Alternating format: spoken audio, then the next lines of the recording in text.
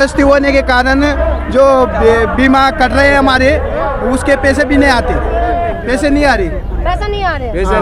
अभी मैडम कहाँ से? कोटा राजस्थान। अच्छा, आप कहाँ से? बिहार। बिहार में सेम परेशानी है? नहीं, फसल बीमा में बिहार में प्रधानमंत्री फसल बीमा टीवी पर दिखाया जा रहा है, कृषि दर्शन में दिखाया जा रहा है, लेकिन बिहार सरकार फसल सहायता योजना चला के एक भी किसान को बीमा नहीं मिल रहा है।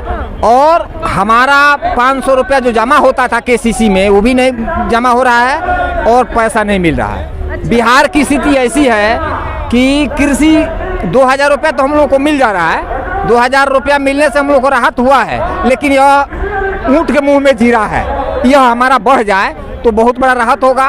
और लाभकारी दाम पर हमारा कहना है कि जो भाव का अंतर है, अभी धान हमारा 1450 पर बिक रहा है और वहाँ से ट्रक पर धान खरीद के यहाँ आ जा रहा है, तो हमारा धान में 600 रुपया क्विंटल हम घटा जा रहे हैं, हमारी क्रय शक्ति 600 रुपया घट जा रही है MSP पर। बिहार की स्थिति ऐसी है कि वहाँ सरकारी कर्मचारी कोई काम नहीं करना चाहता है, सिर्फ वेतन ले रहा है, काम कहीं नहीं है। 35 वर्षों से नहर से जो पटवन होता था, आज 35 वर्षों से नहर से पटवन नहीं हो रहा है। बैकवर्ड की सरकार है, फॉरवर्ड की सरकार है, और किसानों को बैकवर्ड फॉरवर्ड करके सबको इस साल सुखा दिया, भाग भरोसे सारा हो। हाँ, बांट राजनीति वाले बांट दिए हैं, लेकिन हम किसान संघ के माध्यम से गोटिया रहे, जुट रहे हैं। GST पर जो हमारा आदान पर जो है, कृषि यंत्रों पर जो हमारा सरकार दे रहा है 18%, अगर वह घटा देता है तो तत्काल जो ट्रैक्टर या कृषि यंत्र हम खरीदते हैं तो 18% कम हो जाएगा, और उसके बाद जो अनुदान होगा वह मिलेगा, तो 18% तो हमारा कम हो गया। और यह उद्योगपतियों का जो कृषि यंत्र बनाने वाला जो उद्योग है, वह दाम बहुत बढ़ाता है। वो उसका दाम का आखिर फिक्सेशन क्या है?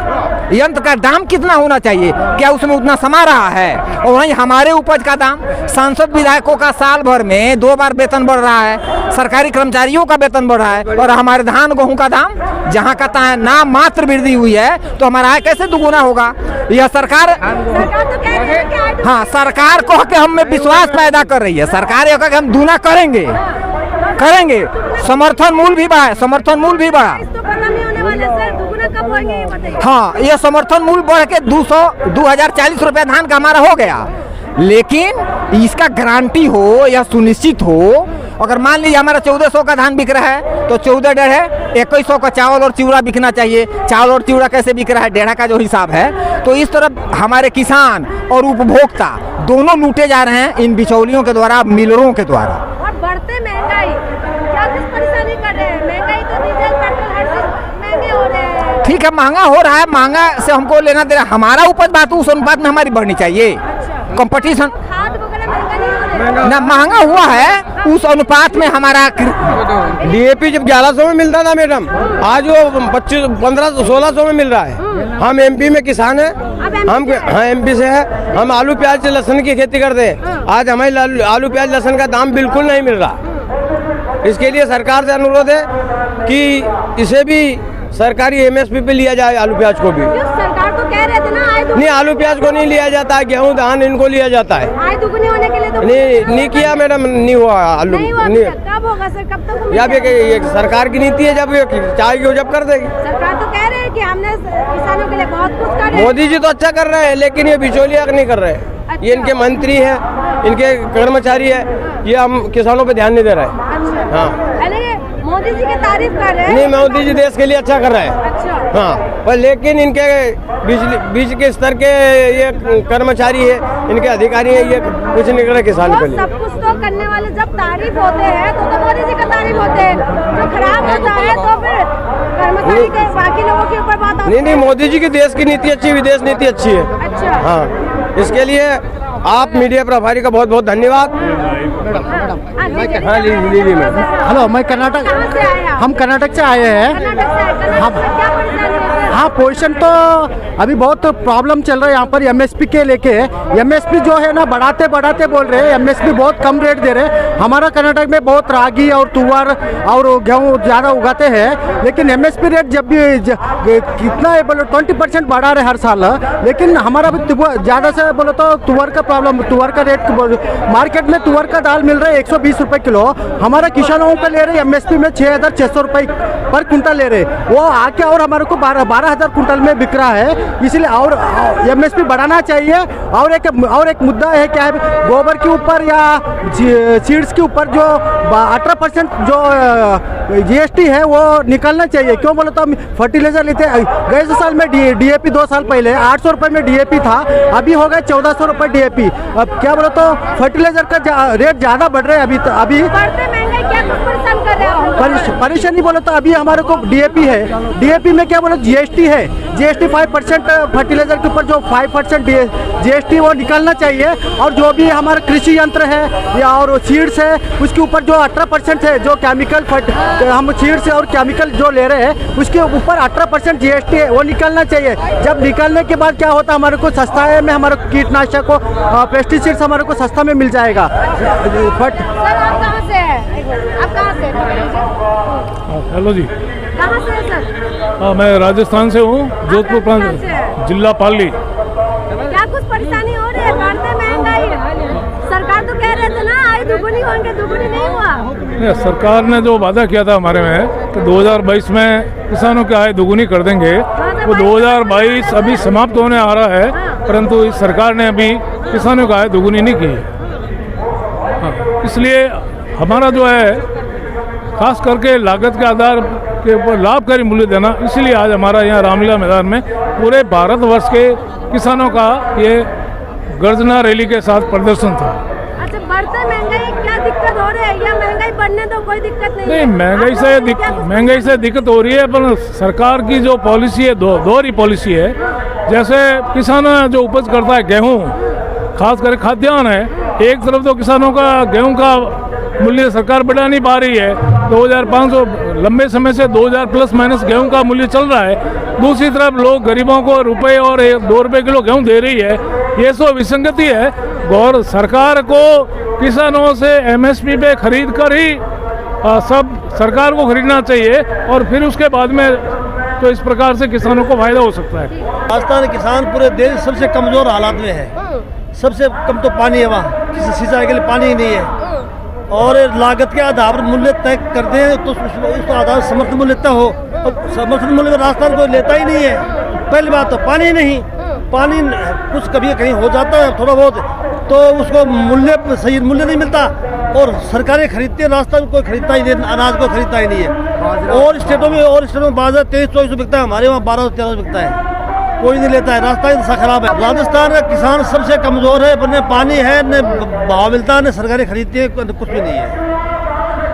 सर, जो सरकार कह रहे थे राजस्थान में कांग्रेस है कर्जा माफ करने के लिए, राजस्थान में कहा था 1, 2, 3, 4 राहुल ने कहा था कि वो 10 दिन कर्जा माफ, संपूर्ण कर्जा माफ, किसान का 1 पैसा माफ नहीं किया। सोसाइटियों को जो पहले सुंदरा ने किया था उसी को उन्हीं का दोबारा उन्हीं का कर दिया 50,000। राजस्थान में कांग्रेस की जो सरकार बनी है मैम, वो सरकार झूठे वादों के भरोसे बनी है। 10 दिन के अंदर राहुल गांधी ने वादा किया था कि 10 दिन के अंदर राजस्थान के किसानों को कर्जा माफ किया जाएगा, और उसने अपनी भाषा के अंदर 1, 2, 3 तक गिनते भी गिनी थी। अपनी जो उठपटांग रखते हैं, जो करता रहता है, पता नहीं ये गरीब जो किसान हैं उनके बहकाव में आ गए और उनको वोट देकर सरकार बना दी। एक भी वादा किसान के लिए जो अन्नदाता कहलाता है उसके लिए एक भी वादा उन्होंने पूरा नहीं किया।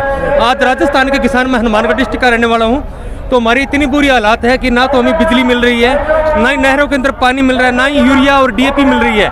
जितना तो क्या आप एक बात बताएं, आप राजस्थान से, यहाँ पर मुझे और भी लोग मिले हैं, जो सरकार बनने से पहले तमाम तरीके की वादा होता है कि हम ये कर देंगे, वो कर देंगे, कर्जा माफ हो जाएगा, आय दुगुनी कर देंगे, लेकिन सरकार बनने के बाद कुछ नहीं होता है आप लोगों के लिए। सरकार बनने के लिए जहाँ तक मैं जानता हूँ, और जब से मैंने खेती शुरू की है, पिछले लॉकडाउन की वजह से मैं भी एक सॉफ्टवेयर इंजीनियर था, गंगानगर में काम करता था, सिटी हमारे पास में, लेकिन मोदी जी के वादे और मोदी जी ने जिस प्रकार दिखलाया था कि 2022 के मैं जो किसान है उनकी आय दुगुनी कर दूंगा, उसके बाद हम लोगों ने जब से खेती संभाली है मोदी जी ने अपने किए हुए वादों को पूरा करने की कोशिश की है। किसानों के खातों के अंदर 2-2 हज़ार रुपए जो भेज रहे हैं वो मुश्किल के टाइम में किसानों के काम भी आ रहे हैं। लेकिन फिर भी मैं मोदी जी से प्रार्थना करना चाहूँगा कि आप जो बजट बनाते हैं, आपके जो राजनेता ऊपर बैठ के बजट बनाते हैं, वो बजट किसान का एक्चुअली है ही नहीं। किसान लोग खेत के अंदर काम करते हैं, अकेले किसान की लेबर जोड़ी जाती है, बाकी उनके घर के जो परिजन काम करते हैं, उनके बच्चे काम करती हैं, उनकी महिलाएं जो काम करती हैं, उनकी लेबर नहीं है क्या? वो काम नहीं करते हैं क्या?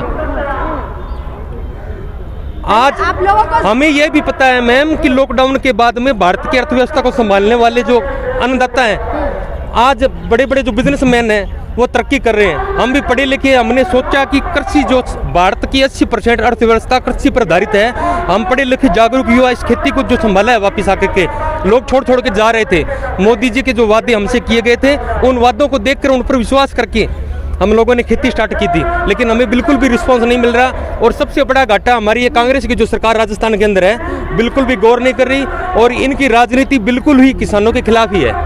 यानी कि मोदी जी हो या बीजेपी हो या कांग्रेस हो, कोई आप लोगों के काम नहीं कर रहे हैं। नहीं, मैं भारतीय किसान संघ एक राष्ट्रवादी संगठन है। पीछे जो आंदोलन हुआ था, 3 बिलों के विरोध में आंदोलन हुआ था, न कि मोदी जी के, और वो मोदी जी के खिलाफ आंदोलन हुआ था, क्योंकि मोदी जी की जो नीतियां हैं, चाहे उनकी कोई समर्थन करे ना करे, जो लाए थे, हाँ 3 कानून लेके आए थे।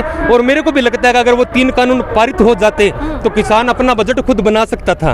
उन लोगों ने यहाँ पे दंगा फसाद, राष्ट्र की संपत्ति को नुकसान पहुंचाया। पूरे ये देश का दिल है दिल्ली को रोक के बैठ गए। हम वो लोग नहीं है, हम राष्ट्रवादी किसान हैं। और ये जो संगठन है भारतीय किसान संघ, पूरे भारत का संगठन है, सबसे बड़ा संगठन है। और हम इससे जुड़े और मोदी जी से प्रार्थना है कि हम जी जान से आपके साथ हैं। देखिए अभी आपने बोला है, देखिए यहाँ पर अगर किसान आपस में बटे हुए हैं, वो अलग है, आप लोग अलग है, तो अगर आपस में बटे रहेंगे यही तो फिर बात है। परेशानी का हल कैसे निकालेंगे सर? मैं भारत के किसानों से अनुरोध करता हूं, उनसे हाथ जोड़ के विनती करता हूं, इनकी राजनेताओं के बहकावे में ना करके वो भारतीय किसान संघ से जुड़े।